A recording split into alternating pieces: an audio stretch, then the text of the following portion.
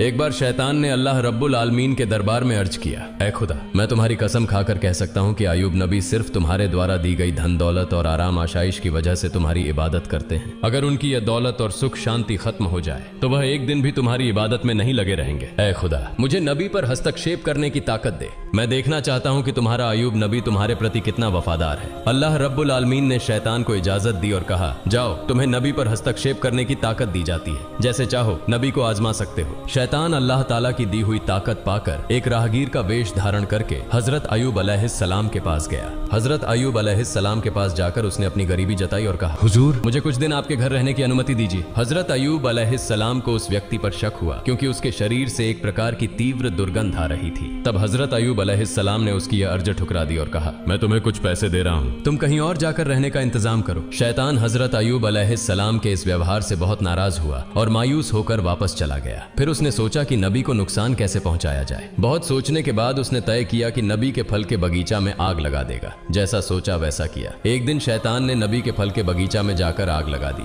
शैतान द्वारा लगाई गई आग में कई फल के बगीचा जलकर राख हो गए। बगीचा के कर्मचारी दौड़कर नबी के पास यह खबर देने पहुंचे। उनसे यह समाचार सुनकर हजरत अय्यूब अलैहिस्सलाम ने कहा, अल्हम्दुलिल्लाह, अल्लाह का दिया हुआ माल अल्लाह ने वापस ले लिया, इसमें मेरे चिंतित होने की कोई वजह नहीं है। शैतान ने जब देखा कि हजरत अय्यूब अलैहिस्सलाम फल के बगीचा नष्ट होने के बाद भी जरा सा भी विचलित नहीं हुए तो उसके दिल में जलन बढ़ गई। फिर उसने दोबारा सोचना शुरू किया कि नबी को और किस तरह से नुकसान पहुंचाया जाए। अगले दिन शैतान नबी के अस्तबल में गया और वहां आग लगा दी। आग तूफान की तरह फैल गई, जिससे सारे जानवर जलकर मर गए और कुछ गडेरिये भी आग में झुलसकर मर गए। बाकी गडेरिये यह खबर तुरंत नबी के पास लेकर पहुंचे। यह खबर सुनकर हजरत अय्यूब अलैहिस्सलाम ने नमाज की नियत की और कहा, अल्लाह का दिया हुआ माल अल्लाह ने वापस ले लिया, इसमें मुझे विचलित होने की कोई जरूरत नहीं है। शैतान ने जब देखा कि इतनी बड़ी घटना के बाद भी नबी जरा भी परेशान नहीं हुए तो उसके दिल में और ज्यादा जलन पैदा हुई। अब उसने नबी को और बड़ा नुकसान पहुंचाने का इरादा किया। हजरत अय्यूब अलैहिस्सलाम के 12 बच्चे थे जो हर दिन एक शिक्षक से शिक्षा लेने के लिए मदरसे जाया करते थे। एक दिन सुबह हमेशा की तरह हजरत अय्यूब अलैहिस्सलाम के 12 बच्चे शिक्षक के पास पढ़ने गए। उसी समय शिक्षक किसी काम से मदरसे से बाहर गए और शैतान ने इस मौके का फायदा उठाकर मदरसे की छत गिरा दी। छत गिरने से हजरत अय्यूब अलैहिस्सलाम के 12 बच्चे मलबे के नीचे दबकर मर गए। मदरस के शिक्षक डरते डरते हजरत अय्यूब अलैहिस्सलाम के पास आए और कहा, ऐ अल्लाह के नबी, मैं किसी काम से बाहर गया था, इसी बीच इमारत की छत गिर गई और आपके 12 बच्चे उसमें दबकर चल बसे।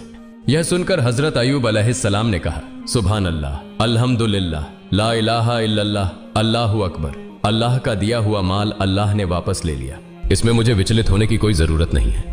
शैतान ने जब देखा कि बच्चों की मौत के बाद भी हजरत अय्यूब अलैहिस्सलाम की ईमानदारी और अल्लाह पर विश्वास में कोई कमी नहीं आई तो वह जल भुनकर राख हो गया। अब वह और बड़ी हानि पहुंचाने की सोचने लगा। इसी दौरान हजरत अय्यूब अलैहिस्सलाम के दुश्मन नबी की इस कठिन परीक्षा को देखकर बेहद खुश हो रहे थे।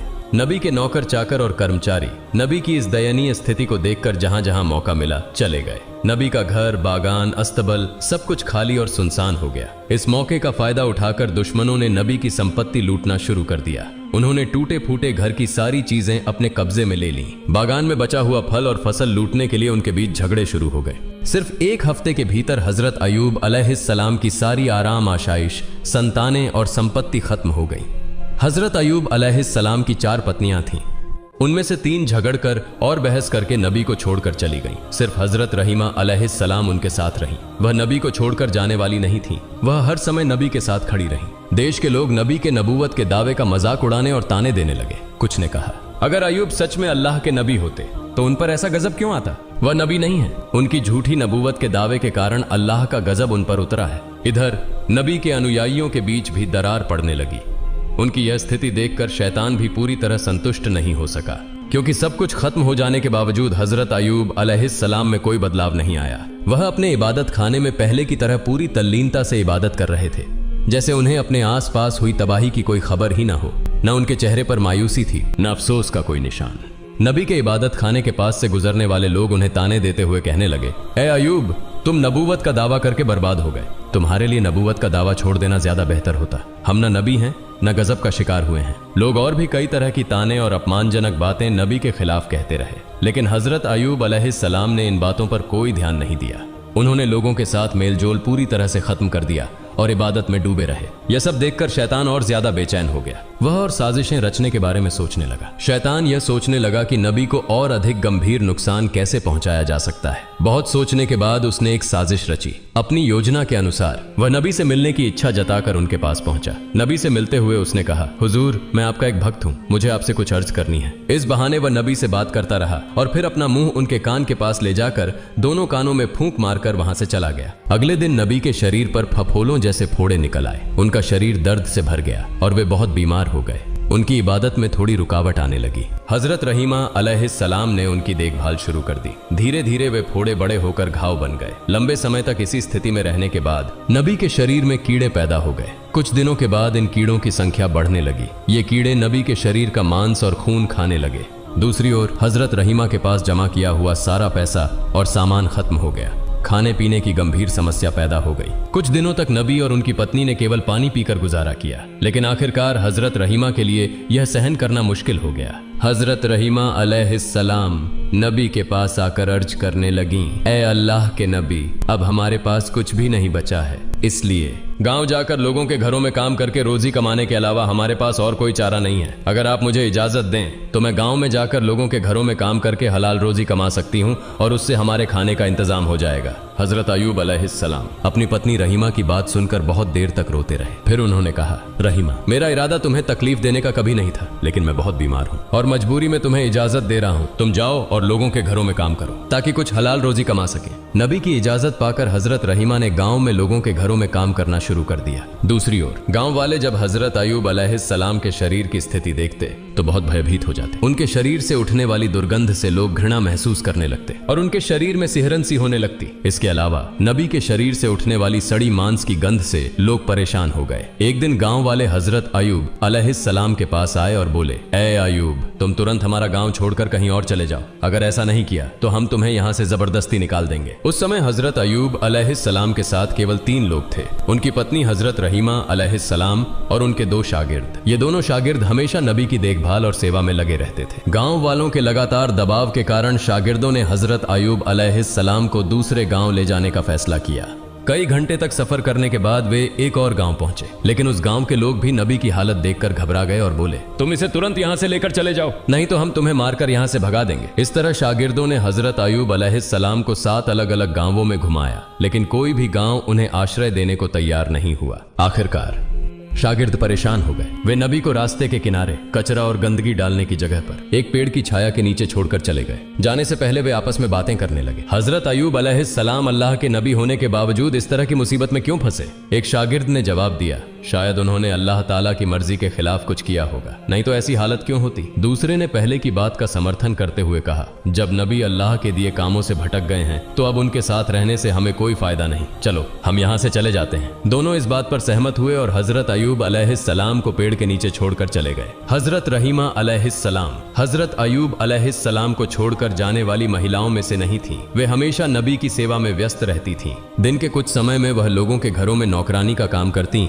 और जो थोड़ा बहुत कमा पाती उससे अपने पति के लिए दवा और भोजन का इंतजाम करती थी। इस तरह समय बीतता रहा। हजरत अयूब अलैहिस्सलाम के शरीर से कभी कुछ कीड़े मर जाते तो कभी नए कीड़े पैदा हो जाते। उनके शरीर पर कीड़ों की संख्या लगातार बढ़ती ही जा रही थी। उनके शरीर पर अब केवल हड्डियां और थोड़ा सा मांस ही बचा था। एक दिन उनके शरीर से कुछ कीड़े गिरकर जमीन पर आ गए। तब हजरत अयूब अलैहिस्सलाम ने अपनी पत्नी रहीमा अलैहिस्सलाम को बुलाकर कहा, रहीमा, इंसान मिट्टी से बना है और मरने के बाद उसका शरीर फिर मिट्टी में बदल जाता है। अगर मेरे शरीर का मांस और खून अल्लाह के इन कीड़ों की भूख मिटाने में काम आ रहा है तो इसमें कोई आपत्ति नहीं होनी चाहिए। कम से कम इससे इन्हें भोजन मिल रहा है। जो कीड़े मेरे शरीर से गिरे हैं उन्हें वापस उठाकर मेरे शरीर पर रख दो ताकि उन्हें अपना भोजन पूरा मिल सके। हजरत रहीमा अलैहिस्सलाम ने अपने पति के आदेश का पालन किया और गिरे हुए कीड़ों को उठाकर फिर से उनके शरीर पर लगा दिया। एक दिन हजरत रहीमा अलैहिस्सलाम गांव गईं, लेकिन उन्हें कोई काम नहीं मिला। इस वजह से वे बहुत चिंतित हो गईं। उनके मन में बार बार यह सवाल उठ रहा था कि आज वे अपने पति को खाना कैसे खिलाएंगी। उन्होंने पूरे गांव में काम ढूंढने के लिए बहुत कोशिश की, लेकिन कहीं भी उन्हें काम नहीं मिला। आखिरकार वह एक महिला के पास गईं और उनसे कहा, हे सम्मानित महिला, क्या आप मुझे आज के लिए कुछ पैसे उधार दे सकती हैं? मैं कल आपको ये पैसे वापस कर दूंगी। मेरा पति बहुत बीमार है और मैं आज कोई काम नहीं ढूंढ पाई हूँ। अगर आप मुझे कुछ पैसे उधार देंगी तो मैं अपने पति के लिए दवा और खाना ला सकूंगी, नहीं तो उन्हें भूखा रहना पड़ेगा। कृपया मुझ पर दया करें। महिला ने हजरत रहीमा अलैहिस्सलाम की बात सुनकर कहा, मैं किसी को पैसे उधार नहीं देती। मैंने पहले बहुत से लोगों को पैसे उधार दिए हैं, लेकिन किसी ने आज तक मेरे पैसे वापस वापस नहीं किए, इसलिए ये नाटक करना बंद करो और सीधे अपने घर का रास्ता पकड़ो। मैं तुम्हें कोई पैसा उधार नहीं दे सकती। हजरत रहीमा अलैहिस्सलाम ने कहा, तो फिर मुझे कोई काम दीजिए, उस काम के बदले में मुझे पैसे दे दीजिए। महिला ने कहा, मेरे पास तुम्हारे लिए कोई काम नहीं है, लेकिन मैं एक शर्त पर तुम्हें पैसे दे सकती हूँ। तुम्हारे सिर के बाल मुझे बहुत पसंद है, अगर तुम अपने सिर के बाल काट कर मुझे दे दो तो मैं उनके बदले तुम्हें पैसे दे सकती हूँ। हजरत रहीमा अलैहिस्सलाम ने जवाब दिया, हे महिला, मेरे पति बहुत बीमार हैं, उनका पूरा शरीर कीड़ों ने खा लिया है, वह किसी कठोर चीज को छू भी नहीं सकते। जब वह बिस्तर से उठते हैं तो मेरे बाल पकड़कर सहारा लेते हैं। अगर मैं अपने सिर के बाल काटकर तुम्हें दे दूं तो मेरे पति बिस्तर से कैसे उठेंगे? इस पर महिला ने कहा, ठीक है, तो तुम अपने सिर के आधे बाल काटकर मुझे दे दो, मैं उनके बदले तुम्हें पैसे दूंगी। हजरत रहीमा अलैहिस्सलाम ने चारों तरफ से लाचार होकर महिला की इस शर्त को मान लिया। उन्होंने अपने सिर के आधे बाल काटकर महिला को दे दिए और बदले में कुछ पैसे लिए। उन पैसों से उन्होंने अपने बीमार पति के लिए भोजन और दवा खरीदी और घर की ओर चल पड़ी। शैतान यह सब देख रहा था। जब उसने देखा कि हजरत रहीमा अलैहिस्सलाम ने अपने सिर के आधे बाल कटवा लिए हैं, तो उसने इसे हजरत अय्यूब अलैहिस्सलाम और रहीमा के बीच गलत फहमी पैदा करने का सुनहरा मौका समझा। इसके बाद शैतान एक दरवेश का वेश धारण करके हजरत अय्यूब अलैहिस्सलाम के पास आया और कहा, आप अल्लाह के नबी हैं, लेकिन आपकी पत्नी का चरित्र बहुत खराब है। वह अक्सर अलग अलग जगहों पर चोरी करती है और इसी तरह से गलत तरीकों से पैसा कमाती है। आज वह चोरी करते हुए पकड़ी गई और लोगों ने सजा के तौर पर उसके सिर के आधे बाल काट दिए। जब वह घर लौटेगी तो आप खुद यह देख सकते हैं। हम आपकी इज्जत करते हैं, इसलिए आपको पहले ही यह बात बता रहे हैं। यह कहकर शैतान वहां से चला गया। हजरत अय्यूब अलैहिस्सलाम ने शैतान की बातों पर विश्वास कर लिया और गुस्से से भर उठे। उन्होंने अकेले में कहा, मेरी पत्नी इतनी गिर सकती है, यह मैंने कभी सोचा भी नहीं था। अब मैं उसके कमाए हुए पैसे से खाना नहीं खाऊंगा। वह मुझे अब तक गलत तरीके से कमाए हुए पैसे से खिलाती रही है, इसलिए मैं अल्लाह के सामने बहुत शर्मिंदा हूँ। हे मेरे पालनहार रहमान और रहीम, मुझे माफ कर दे। अगर मैं स्वस्थ हो जाऊं तो मैं निश्चित रूप से उसे 100 कोड़े मारूंगा। फिर मैं अल्लाह की कसम खाकर कहता हूँ कि मैं स्वस्थ होने के बाद उसे 100 कोड़े जरूर मारूंगा। उस दिन शाम को हजरत अय्यूब अलैहिस्सलाम ने अपनी पत्नी के बारे में सुनी हुई बातों को लेकर बहुत व्यथित महसूस किया। उसी शाम जब हजरत रहीमा अलैहिस्सलाम घर लौटी तो हजरत अय्यूब अलैहिस्सलाम ने उनसे कोई बात नहीं की। रहीमा अलैहिस्सलाम ने अपने पति की यह हालत देखकर अत्यंत विनम्रता के साथ उनसे पूछा, हे मेरे प्रिय पति, क्या हुआ? आप मुझसे कोई बात क्यों नहीं कर रहे हैं? लेकिन हजरत अय्यूब अलैहिस्सलाम ने उनकी बात का कोई उत्तर नहीं दिया। इसके बाद रहीमा अलैहिस्सलाम ने उनके लिए खाना और दवा पेश की, लेकिन अय्यूब अलैहिस्सलाम ने उसे भी ठुकरा दिया। रहीमा अलैहिस्सलाम ने उनके पैरों को पकड़ लिया और रोते हुए कहा, हे मेरे प्रिय पति, कृपया मुझे बताइए, आप मुझसे क्यों नाराज हैं? तब हजरत अय्यूब अलैहिस्सलाम ने कहा, मैंने कभी कल्पना भी नहीं की थी कि तुम्हारा चरित्र इतना गिर सकता है। तुम चोरी करके मुझे अब तक खाना खिलाती रही हो। तुम्हारा गलत तरीके से कमाया हुआ पैसा मैं खा रहा था। यह सोचकर मैं खुद को माफ नहीं कर सकता। आज एक दरवेश ने आकर मुझे तुम्हारे बारे में बताया। उसने कहा कि तुम चोरी करते हुए पकड़ी गई हो और इसी कारण लोगों ने तुम्हारे सिर के आधे बाल काट दिए। हजरत रहीमा अलैहिस्सलाम ने अपने पति के मुंह से यह बात सुनी तो ऐसा लगा जैसे उनके पैरों तले जमीन खिसक गई हो। उनकी आंखों से आंसू बहने लगे। तब उन्होंने दोनों हाथ उठाकर अल्लाह से फरियाद की, हे अल्लाह, हे रहमान और रहीम, तुम सब जानते हो मैंने जो भी किया उसकी क्या मंशा थी। यह तुमसे छुपा नहीं है। मैं नहीं जानती कि मेरे पति को किसने या क्यों मेरे खिलाफ झूठी बातें बताई। हे अल्लाह, तुम मेरे पति को सच्चाई से अवगत कराओ, रहमान और रहीम। मैं इसके लिए इंसानों के सामने नहीं गिड़गिड़ाऊंगी। तुम मेरे एकमात्र सहारे हो, तुम सबसे बड़े न्यायाधीश हो। इसलिए जिसने भी मेरे पति के मन में मेरे खिलाफ यह गलत फहमी पैदा की है, उसका सही न्याय तुम करो। हजरत रहीमा अलैहिस्सलाम की इस फरियाद को सुनकर अल्लाह का अर्श कांप उठा। तभी अल्लाह रब्बुल आलमीन ने हजरत जिब्राइल अलैहिस्सलाम को हजरत अय्यूब अलैहिस्सलाम के पास भेज दिया। हजरत जिब्राइल अलैहिस्सलाम ने हजरत अय्यूब अलैहिस्सलाम के पास आकर कहा, हे अल्लाह के नबी, आपकी पत्नी अत्यंत नेक और ईमानदार हैं। शैतान ने एक दरवेश का रूप धरकर आपको भ्रमित किया और आपकी पत्नी के बारे में झूठी बातें बताईं। वास्तव में आपकी पत्नी निर्दोष है, इसलिए आप अपनी पत्नी के द्वारा पेश किया गया खाना खाएं और उनके प्रति खुश और राजी हो जाएं। हजरत जिब्राइल अलैहिस्सलाम की बातें सुनकर हजरत अय्यूब अलैहिस्सलाम ने अपनी पत्नी रहीमा अलैहिस्सलाम को बुलाकर कहा, रहीमा, मुझे माफ कर दो। शैतान ने तुम्हारे बारे में मुझे झूठी बातें बताईं जिनसे मैं भ्रमित हो गया। मैं इसे समझ नहीं पाया और तुम मुझसे नाराज मत होना, क्योंकि मैंने जो कुछ कहा वह अनजाने में कहा। अब मैं कभी भी तुम पर गुस्सा नहीं करूंगा। हजरत रहीमा अलैहिस्सलाम ने अपने पति के मुंह से यह बातें सुनकर बेहद खुशी महसूस की। उन्होंने फिर से पूरी लगन और उत्साह के साथ अपने पति की सेवा शुरू कर दी। रहीमा अलैहिस्सलाम हर दिन मेहनत करके कुछ धन अर्जित करती और उससे अपने पति की जीविका और उपचार का प्रबंध करती। जब शैतान ने देखा कि हजरत अय्यूब अलैहिस्सलाम को रहीमा अलैहिस्सलाम के खिलाफ भड़काने की उसकी योजना विफल हो गई है, तो उसने एक बूढ़े व्यक्ति का रूप धारण किया। एक दिन शैतान बूढ़े व्यक्ति के रूप में हजरत रहीमा अलैहिस्सलाम से रास्ते में मिला और उनसे पूछा, माँ, तुम्हारी यह हालत क्यों हो गई है? तुम इतनी परेशान और थकी हुई क्यों लग रही हो? हजरत रहीमा अलैहिस्सलाम ने उत्तर दिया, मेरे पति बहुत बीमार हैं। उनके शरीर पर घाव हो गए हैं जिनमें कीड़े पड़ गए हैं। उनके शरीर का रक्त और मांस कीड़े खा रहे हैं। यही सोच सोचकर मैं दिन रात बहुत चिंतित रहती हूँ। यह सुनकर बूढ़े ने कहा, मैं तुम्हारे पति के घाव और इस बीमारी का एक अचूक इलाज जानता हूँ। अगर तुम इसे अपने पति को बिना बताए इस्तेमाल कर लो तो वह एक ही दिन में इस बीमारी से छुटकारा पा लेंगे। रहीमा अलैहिस्सलाम ने कहा, हुजूर, दया करके मुझे उस दवा का नाम बता दीजिए, मैं इसे आजमाने की कोशिश करूंगी। तब बूढ़े ने कहा, अगर तुम इस दवा के बारे में अपने पति को पहले से बता दोगी तो वह इसे इस्तेमाल करने से मना कर सकते हैं। इसलिए यदि तुम बिना अपने पति को बताए इस दवा का उपयोग कर सको तो निश्चित रूप से वह स्वस्थ हो जाएंगे। इसके बाद बूढ़े व्यक्ति ने हजरत रहीमा अलैहिस्सलाम से पूछा, माँ, तुम्हारे पति का नाम क्या है?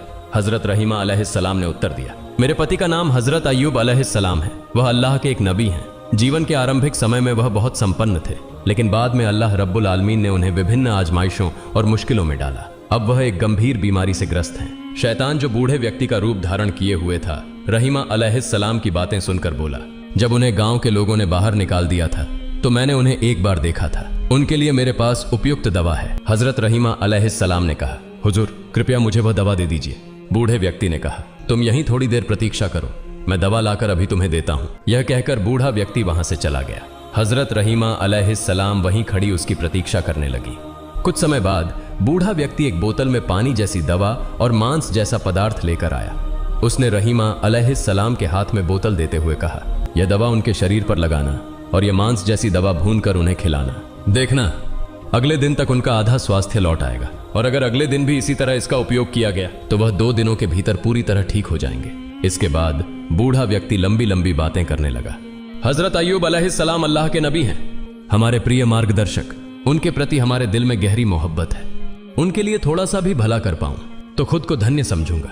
मैं उनका बहुत बड़ा भक्त हूं, लेकिन उनके दुश्मनों और विरोधियों की वजह से मैं उनका हालचाल नहीं ले पाया। लेकिन भविष्य में मैं खुद उनसे मिलने की कोशिश करूंगा। शैतान ने इस तरह की लंबी बातें कहकर हजरत रहीमा अलैहिस्सलाम का विश्वास जीत लिया और वहां से चला गया। हजरत रहीमा अलैहिस्सलाम वह दवा लेकर अपने नबी के पास पहुंची। पहले उन्होंने उनके लिए खाने का इंतजाम किया। इसके बाद वह बहुत देर तक सोचती रहीं कि इस दवा का उपयोग करें या नहीं, लेकिन अंततः वह हजरत अय्यूब अलैहिस्सलाम को बिना बताए दवा का उपयोग करने का साहस नहीं कर सकी। इसलिए वह नबी के पास जाकर बोली, हे अल्लाह के नबी, आज एक वृद्ध व्यक्ति ने मुझे रास्ते में एक प्रकार की दवा दी है और उसने कहा कि यदि इस दवा का नियमित रूप से 2 दिन उपयोग किया जाए तो आप पूरी तरह से स्वस्थ हो जाएंगे। हजरत अय्यूब अलैहिस्सलाम ने हजरत रहीमा अलैहिस्सलाम की बात सुनकर कहा, हे रहीमा, क्या तुम सोचती हो कि मेरी यह बीमारी दवा से ठीक हो जाएगी? यह बीमारी तो अल्लाह ने मुझे दी है और वही मुझे ठीक करेगा।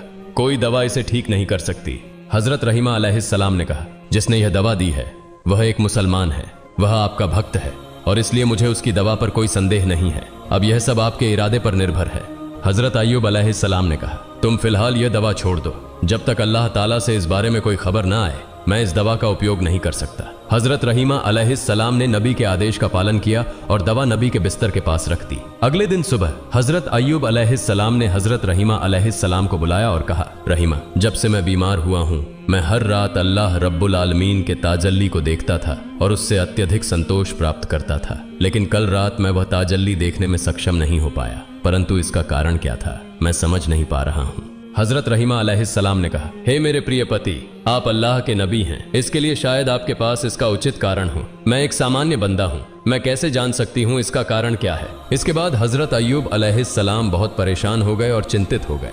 इस तरह 3 दिन बीत गए। वह अल्लाह रब्बुल आलमीन की ताजल्ली को नहीं देख पाए। अंत में वह दोनों हाथ उठाकर अल्लाह के दरबार में रोते हुए दुआ करने लगे, हे अल्लाह रब्बुल आलमीन, मुझे नहीं पता कि किस गलती के कारण मैं आपकी ताजल्ली देखने में सक्षम नहीं हो पा रहा हूँ। अगर मुझसे कोई गलती हुई है तो कृपया मेरी गलतियों को माफ कर दें और मुझे अपनी ताजल्ली से वंचित न करें। हजरत अय्यूब अलैहिस्सलाम की यह दुआ सुनकर हजरत जिब्राइल अलैहिस्सलाम ने आकर उन्हें बताया हे अल्लाह के नबी, आपके बिस्तर के पास शराब की बोतल और सूअर का मांस रखा है। इन हराम चीजों को आपके बिस्तर के पास रखकर आप अल्लाह ताला की ताजल्ली की आशा कैसे कर सकते हैं? यदि आप फिर से अल्लाह ताला की ताजल्ली प्राप्त करना चाहते हैं तो आपको तुरंत इन चीजों को अपने बिस्तर के पास से हटा देना चाहिए। गहरी रात में हजरत अय्यूब अलैहिस्सलाम ने हजरत रहीमा अलैहिस्सलाम को बुलाकर कहा, रहीमा, मेरे बिस्तर के पास जो शराब और सूअर का मांस रखा है उसे देखो और तुरंत हटा दो। ये चीजें यहाँ होने के कारण ही मैं अल्लाह की ताजल्ली दर्शन में असफल हो रहा हूँ। हजरत रहीमा अलैहिस्सलाम नींद से जागकर चारों ओर अच्छी तरह से ढूंढने लगी, लेकिन उन्हें कहीं शराब और सूअर का मांस नहीं मिला। फिर हजरत अय्यूब अलैहिस्सलाम ने कहा, वह दवाइयाँ कहाँ हैं जो तुम लाई हो? हजरत रहीमा अलैहिस्सलाम ने कहा, वे यहाँ हैं, आपके बिस्तर के पास ही। नबी ने कहा, उन्हें यहाँ से हटा दो, मुझे लगता है कि यह शराब और सूअर का मांस है। नबी के आदेश के बाद हजरत रहीमा अलैहिस्सलाम ने उन दवाइयों को दूर हटा दिया। फिर हजरत अय्यूब अलैहिस्सलाम फिर से ध्यान मग्न हो गए। जब रात का समय समाप्त होने लगा तो हजरत अय्यूब अलैहिस्सलाम चिल्लाकर बोले, अब मैं अल्लाह की ताजल्ली दर्शन में सक्षम हो रहा हूँ। रहीमा, समझो, वह दवाइयाँ शराब और सूअर का मांस थीं, और जब तक वे मेरे पास रहीं तब तक मैं 3 दिन तक अल्लाह की ताजल्ली दर्शन में असफल रहा। वह जिसने तुम्हें यह दवाइयाँ दी वह कोई इंसान नहीं था, वह इंसान का रूप धारण किया हुआ शैतान था। उसने इन दवाइयों से हमें भ्रमित करने की कोशिश की थी, लेकिन अल्लाह रब्बुल आलमीन की असीम मेहरबानी से हम शैतान के धोखे से बच पाए हैं। हजरत अय्यूब अलैहिस्सलाम इस प्रकार 18 साल तक भयंकर बीमारी, शोक और दुखों का सामना कर रहे थे। अंत में जब कीड़े उनकी आंखों और जीभ पर हमला करने लगे तो वह रोते हुए अल्लाह के दरबार में दुआ करने लगे, हे खुदा, मेरी आंखों से मैं अपनी पत्नी को देखता हूँ और सूरज देखकर नमाज का समय निर्धारित करता हूँ, और अपनी जीभ से तेरा जिक्र करता हूँ। इसलिए अगर ये दोनों चीजें कीड़े खा लें और नष्ट हो जाएं तो मेरे लिए तेरी इबादत करना बहुत मुश्किल हो जाएगा। इस दुआ के बाद अल्लाह ताला ने अपने नबी को सूचित किया, मैं जल्द ही आपको रोग मुक्त कर दूंगा और आपकी पत्नी को पुरस्कृत करूंगा। किसी एक दिन सुबह हजरत रहीमा अलैहिस्सलाम काम पर चली गई। हजरत रहीमा अलैहिस्सलाम के काम पर जाने के बाद हजरत जिब्राइल अलैहिस्सलाम आए और हजरत अय्यूब अलैहिस्सलाम से कहा, हे अल्लाह के नबी, आप अपने पैरों से जमीन पर प्रहार करें। आपके पैरों के प्रहार से एक नहर बन जाएगी और आप उस नहर के पानी से स्नान करें और पेट भर कर वही पानी पिएं। थोड़ी देर में आप पूरी तरह से स्वस्थ हो जाएंगे।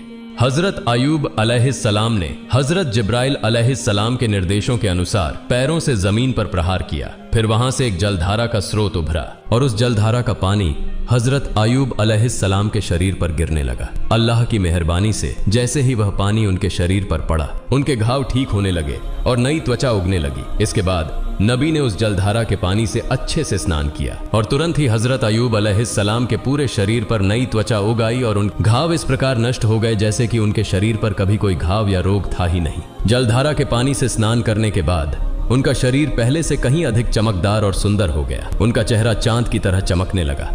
नहाने के बाद हजरत अय्यूब अलैहिस्सलाम ने पेट भरकर उस जलधारा का पानी पिया, जिससे उनकी भूख और प्यास पूरी तरह से शांत हो गई। उसी समय उन्होंने देखा कि एक फरिश्ता दूर से कपड़े का थैला लेकर उनके पास आया और बोला, हे अल्लाह के नबी, ये कपड़े जन्नत से लाए गए हैं, ये कपड़े आप पहने। इसके बाद वह व्यक्ति चला गया। हजरत अय्यूब अलैहिस्सलाम ने कपड़े का थैला खोला और देखा कि उसमें जन्नत के कपड़े हैं। उन्होंने उन जन्नत के कपड़ों को पहन लिया और अनगिनत सुंदरता के मालिक बन गए। उन्हें अपार संतोष प्राप्त हुआ क्योंकि उन्होंने 18 सालों तक बीमारी का सामना किया था और आज पूरी तरह से स्वस्थ हो गए। अब वह चलने फिरने में सक्षम हो गए थे। वह अल्लाह के दरबार में शुक्रिया अदा करते हुए कुछ दूर जाकर जंगल के एक किनारे पर बैठ गए। इस बीच हजरत रहीमा अलैहिस्सलाम कुछ पैसे जुटाकर अपने पति के लिए खाना खरीदने के लिए जल्दी से वापस लौट आईं। जब वह अपने पति के पास पहुंची तो देखा कि उनका पति बिस्तर पर नहीं था। हजरत रहीमा अलैहिस्सलाम यह दृश्य देखकर चकित हो गईं। फिर वह वहां बैठकर जोर जोर से रोने लगी और विनम्रता से अल्लाह रब्बुल आलमीन से प्रार्थना करने लगी, हे मेरे रब, मैं नहीं जानती मेरे पति को कौन ले गया है। क्या उन्हें कोई शेर ने खा लिया है या कोई अन्य जानवर उन्हें गायब कर दिया है? मैं कुछ नहीं जानती। हे मेरे रब, मैं तुझसे दुआ करती हूँ, तुम मेरे पति को वापस लौटा दो। हे अल्लाह रब्बुल आलमीन,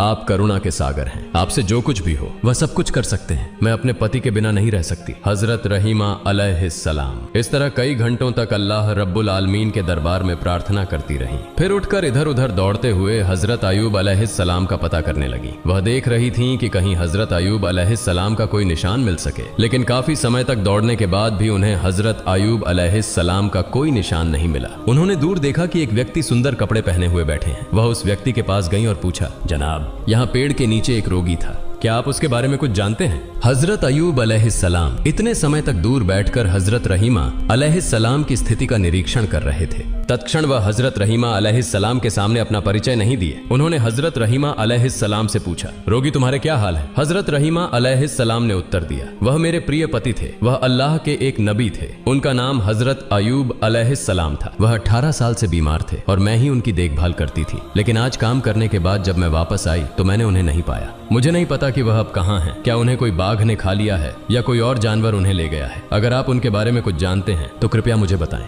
हजरत अयूब अलैहिस्सलाम ने फिर हजरत रहीमा अलैहिस्सलाम से पूछा, अगर तुम अपने पति का चेहरा देखो तो क्या तुम उन्हें पहचान सकोगी? हजरत रहीमा अलैहिस्सलाम ने उत्तर दिया, क्या कहते हैं जनाब, वह पति जिनकी मैंने 18 साल सेवा की, उनका चेहरा देखकर क्या मैं उन्हें नहीं पहचानूंगी? इसके बाद हजरत अयूब अलैहिस्सलाम ने अपने चेहरे से कपड़ा हटाकर कहा, देखिए क्या आप इस व्यक्ति को पहचान सकती हैं? जब हजरत रहीमा अलैहिस्सलाम ने हजरत अयूब अलैहिस्सलाम के नूरानी चेहरे को देखा तो वह जोर जोर से रोने लगी और उन्हें गले लगा लिया। उन्होंने कहा, हे अल्लाह के नबी, अल्लाह रब्बुल आलमीन ने आपको इस तरह स्वस्थ कर दिया है, यह मैंने कभी सपने में भी नहीं सोचा था। मैं तो आपके बारे में चिंतित हो गई थी। अल्लाह का लाख लाख शुक्र है कि उसने आपको स्वस्थ किया और मुझे फिर से आप मिले। इस तरह पति और पत्नी बहुत देर तक रोते रहे। हजरत अयूब अलैहिस्सलाम ने फिर हजरत रहीमा अलैहिस्सलाम को बताया कि कैसे वह स्वस्थ हुए और कैसे हजरत जिब्राइल अलैहिस्सलाम ने उन्हें ठीक करने के लिए एक नहर बना दी। फिर हजरत अयूब अलैहिस्सलाम ने अपनी पत्नी से कहा कि वह उस नहर में स्नान करे। पति के कहने पर हजरत रहीमा अलैहिस्सलाम ने उस नहर में स्नान किया। जैसे ही हजरत रहीमा अलैहिस्सलाम ने उस नहर में स्नान किया, उनका चेहरा भी चंद्रमा की तरह चमकने लगा। 18 वर्ष की युवती की तरह शरीर में रूप और सुंदरता वापस आ गई। इसके बाद हजरत अयूब अलैहिस्सलाम अपनी पत्नी को लेकर घर लौटने के लिए रास्ता तय करने लगे। जब वे अपने घर पहुंचे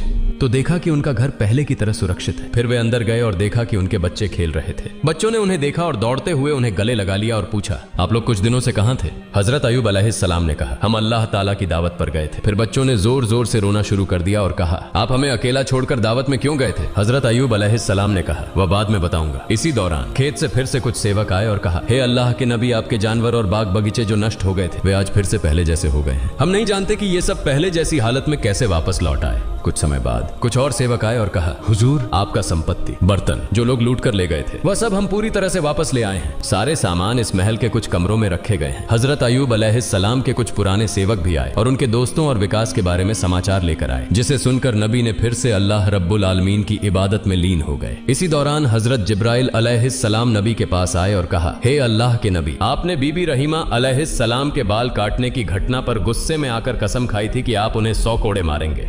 इस मामले में आपकी कसम झूठी साबित हुई है, लेकिन आपकी सच्चाई की कसम अब भी कायम है। इसलिए आप 100 गेहूं के बाल एकत्रित करके बीबी रहीमा अलैहिस्सलाम के शरीर पर हल्का सा स्पर्श करें। इससे आपकी कसम पूरी हो जाएगी और बीबी रहीमा अलैहिस्सलाम को कोई कष्ट नहीं होगा। हजरत जिब्राइल अलैहिस्सलाम के कहने पर हजरत अयूब अलैहिस्सलाम ने 100 सूखे गेहूं के बाल एकत्रित किए और बीबी रहीमा अलैहिस्सलाम के शरीर पर हल्के से एक बार मारा। इससे नबी की कसम पूरी हो गई और बीबी रहीमा अलैहिस्सलाम को कोई कष्ट नहीं हुआ। प्रिय दर्शक, शैतान ने हजरत अयूब अलैहिस्सलाम को कई बार चुनौती दी, लेकिन वह उन्हें किसी भी रूप में भ्रमित नहीं कर सके और न ही वह उन्हें गुमराह कर सके। अगर हम भी हजरत अयूब अलैहिस्सलाम की तरह अल्लाह रब्बुल आलमीन की राह में धैर्य रखें तो शैतान कभी भी हमें गुमराह नहीं कर सकेगा। अल्लाह रब्बुल आलमीन हमें भी हजरत अयूब अलैहिस्सलाम की तरह धैर्य रखने की तौफीक अता करें।